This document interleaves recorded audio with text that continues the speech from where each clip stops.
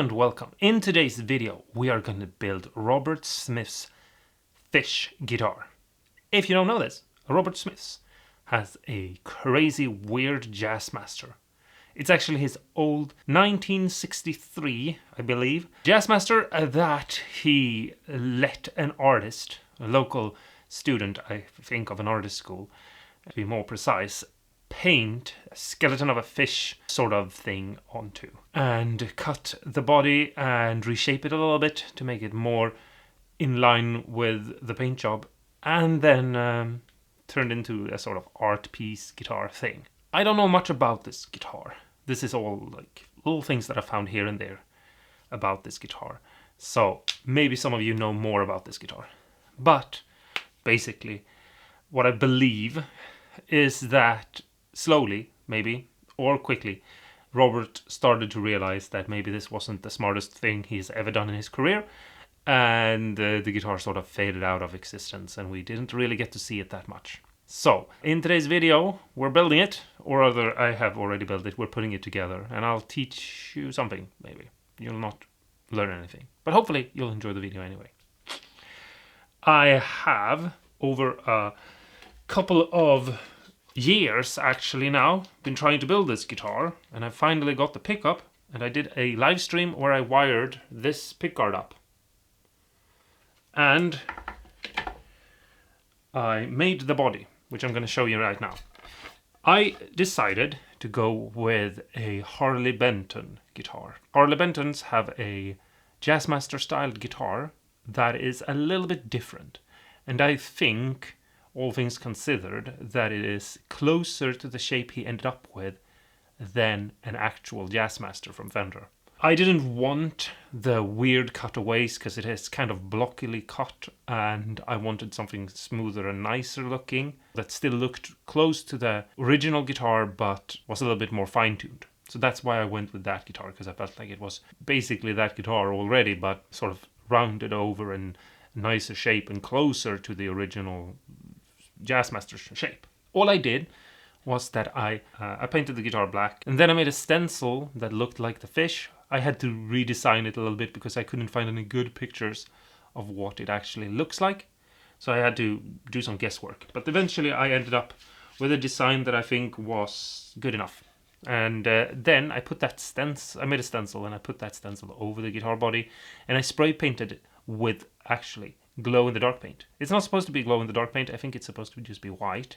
But I thought, hey, let's make this guitar a little bit my own, and let's make it a little bit cooler. You know, sort of what I would have done if I was the artist told to do this for Robert Smith.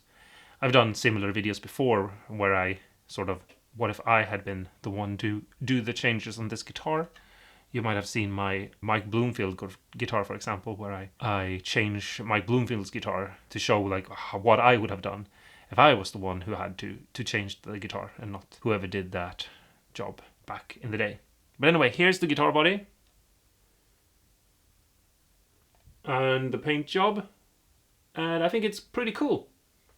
We're just gonna jump into putting this guitar together, just screwing in all the screws and putting the pickguard on. If you are interested in how I wired this guitar up and made the wiring, then please check my live stream for that. But it is a very easy and simple thing to do, so I don't feel like you need to see me do that in this video. Alright, so let's jump in to wiring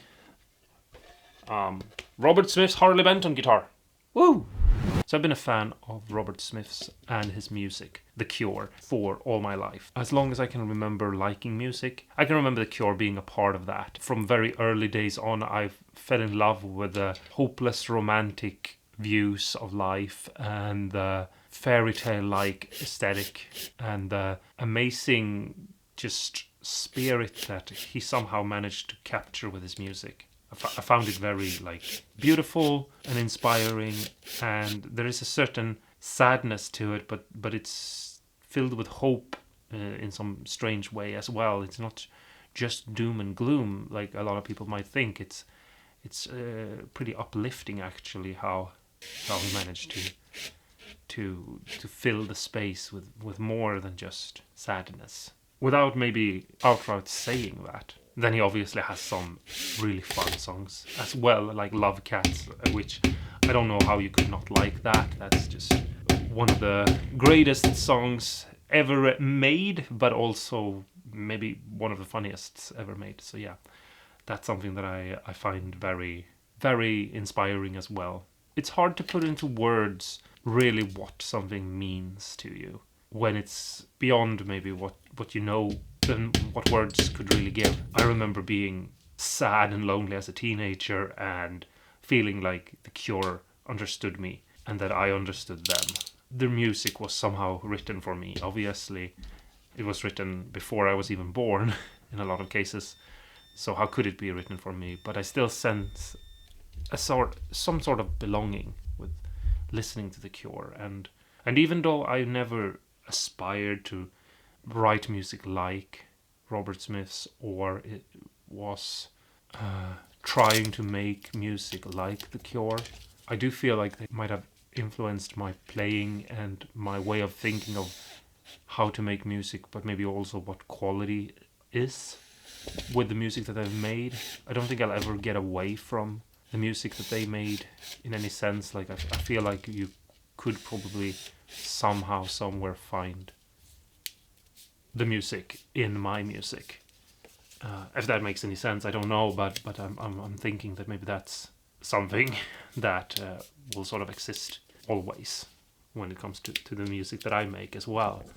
Maybe it's the way I'll decide what notes to play on the bass, or how much bass, or maybe it will be how my guitar playing is sort of somewhat acoustic, but also maybe electric, or the fact that I've now got a 12 string, which is something that I've wanted because I know that Robert Smith has one.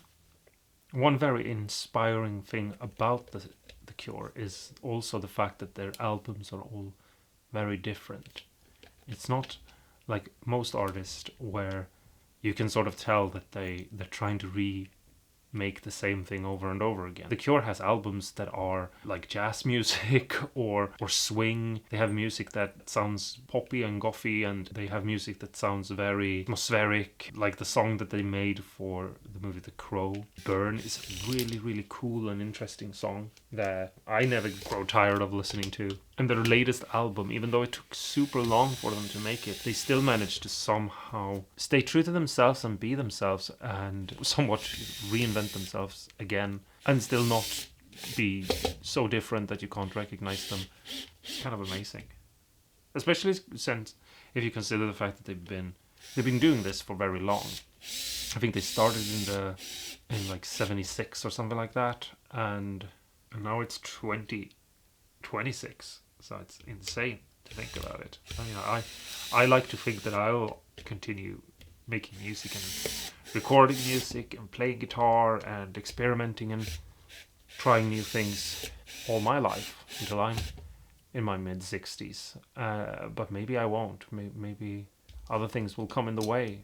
And I'm sure, that's the case as well for the members of The Cure to some extent, obviously, but because life is always getting in the way. But still, to consider that they're still actually doing this, it's kind of cool to think of.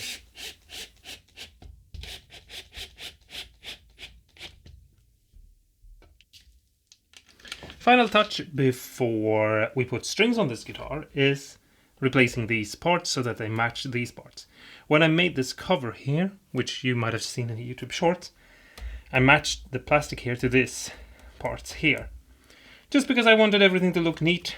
I obviously understand that they probably shouldn't match because Robert Smith installed this old pickup from one of his earlier guitars, actually his first guitar.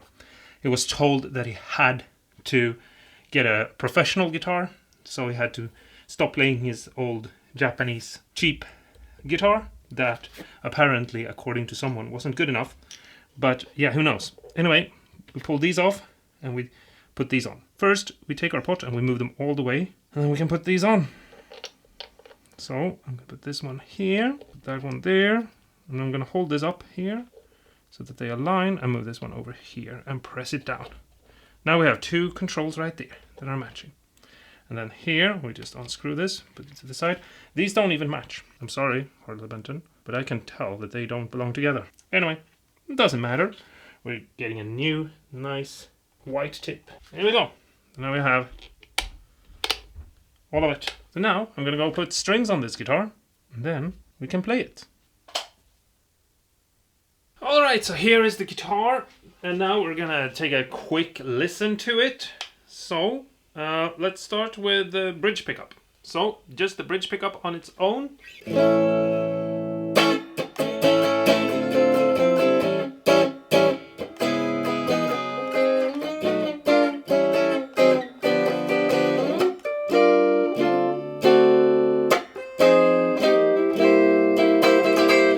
So there's that. And then, here's the neck pickup.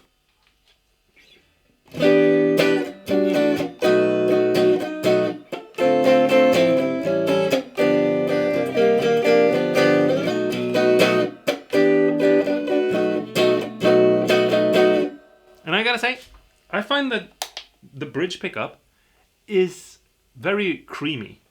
Usually they are kind of thin.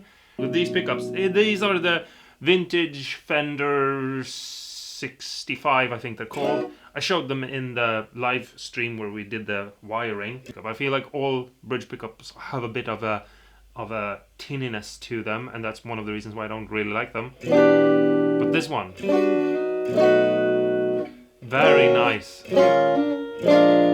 Anyway, here's the in-between. So both of these two pickups, we still haven't gotten to this one, don't worry, we'll get to it real soon. But anyway, here's the both the pickups.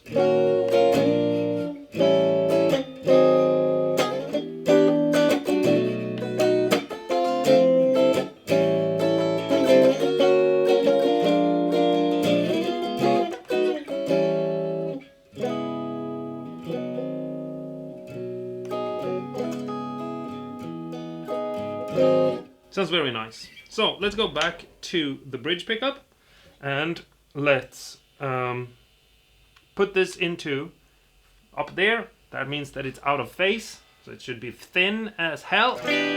Ah, yeah.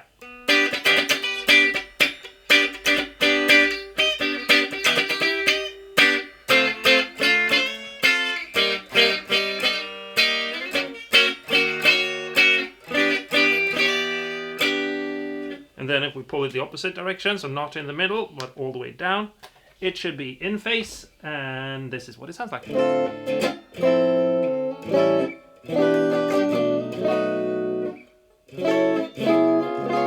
Very creamy.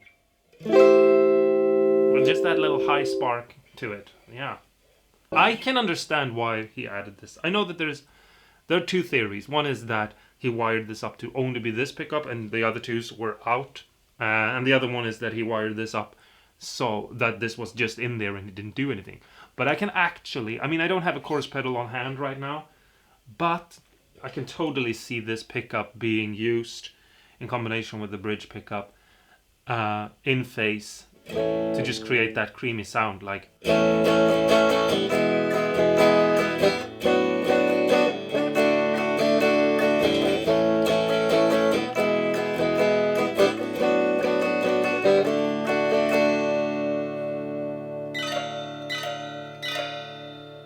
Sorry. Yeah, that's really nice. Okay, let's redo this. Back to out of phase and the neck pickup. Let's see.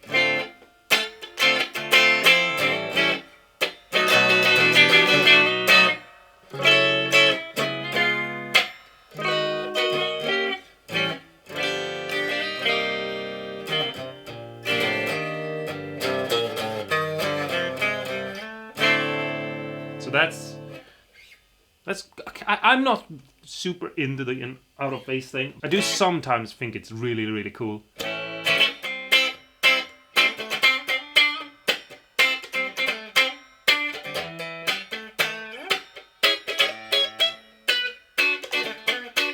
I don't know. Anyway, neck pickup in phase, so the switch all the way down, and here we go.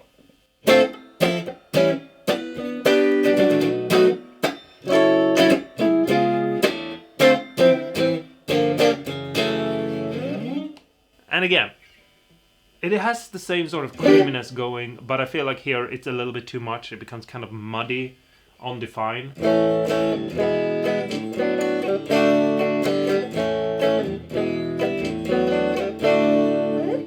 But still sounds nice. Okay, middle. So now we have both these two pickups. And then up, away from us. And it's this pickup is now in with the other two, but it's out of phase.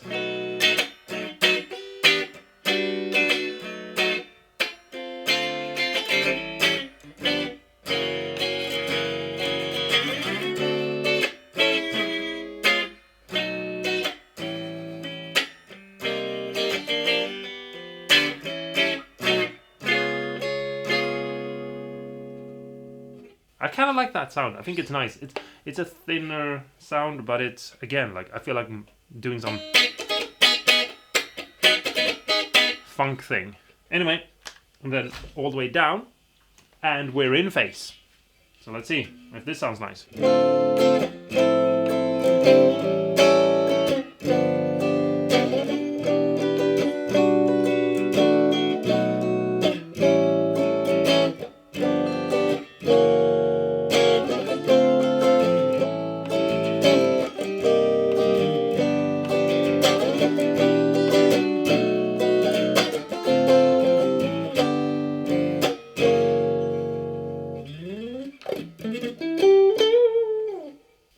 I really like this. I think my personal favorite sound is the bridge with the pickup in phase.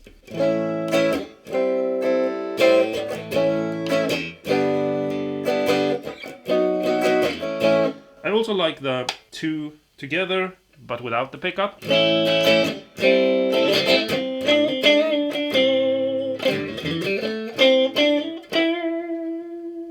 And then the two with it out of phase.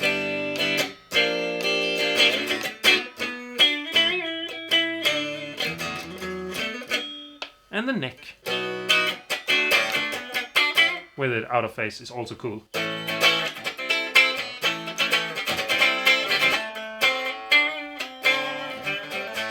Let's run through all the sounds again, but I'll put it on the dirt. But before that, I'm going to tune the guitar real quick, because the strings are new and it's getting out of tune. Alright, I'm back. Okay, so here is the bridge pickup on its own.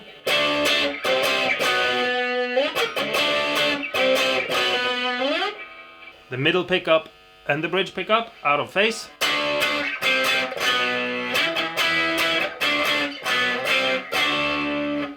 And then in phase.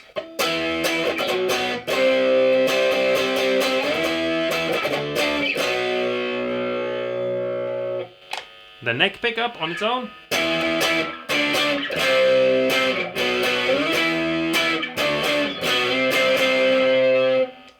The neck pickup and the middle pickup out of phase.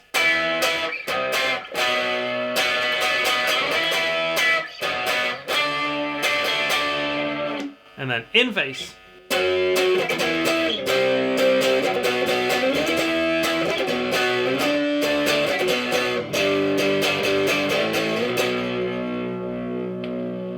And then both pickups without the middle pickup.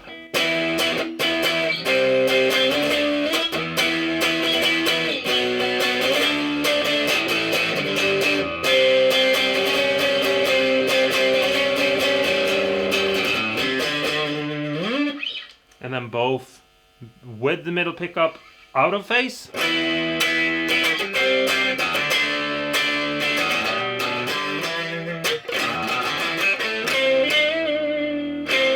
And then both with the middle pickup in phase.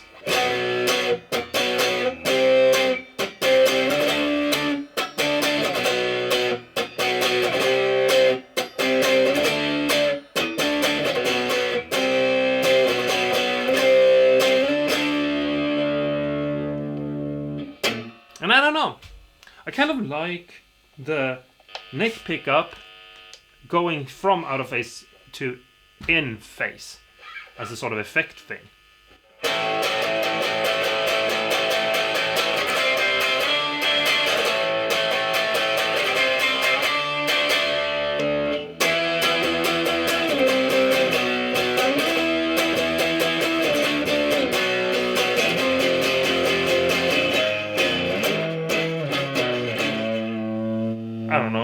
something like that. Yeah, but there's all the sounds. Obviously I have a volume and a tone.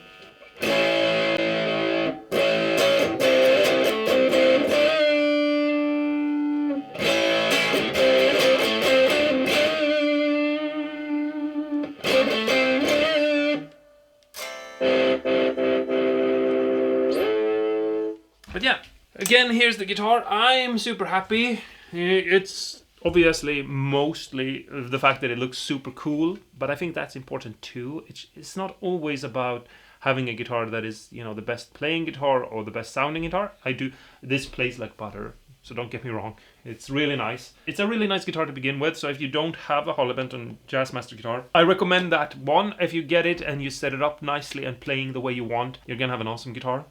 They are really nice. I want to say that I switched out the pickups because I wanted something that would be similar to the original Robert Smith's guitar, and not because they were bad. The guitar comes with Roswell pickups, and they are really good. There's nothing wrong with those pickups. In fact, I like them so much that I'm gonna put them into another guitar that you're gonna get to see real soon, and I hope you guys are gonna enjoy that one as well. I did this as a fun thing to have a fun thing. I have made, I think, all my heroes, or whatever you want to call them, guitars. I think there's like one or maybe two more left to do, but basically I have a Robert Smith's guitar now, I have a John Frusciante guitar, I have a Joe Strummer guitar, and I have a Johnny Marr guitar. So I have my basic 4 heroes now. So yeah, that's super fun. I also, for some weird reason, have a Mike Bloomfield, but I don't know why. I don't know how that happened. But anyway, that's it for this video. I hope you guys enjoyed it and liked it. Until next time, don't forget to stay awesome and cool, and tell me your favorite The Cure song in the comments below. I really like Just Like Heaven, Love Song, High is one of the songs that I really love, but I also like to just listen to Disintegration straight through. It's such an amazing album, and I really like the Lost album as well. So yeah, I don't actually think they have a song that I don't like. Caterpillar Girl is really nice. Yeah, I'll talk to you guys in the comments below, and I'll talk to you guys in the next video. Okay, bye for now.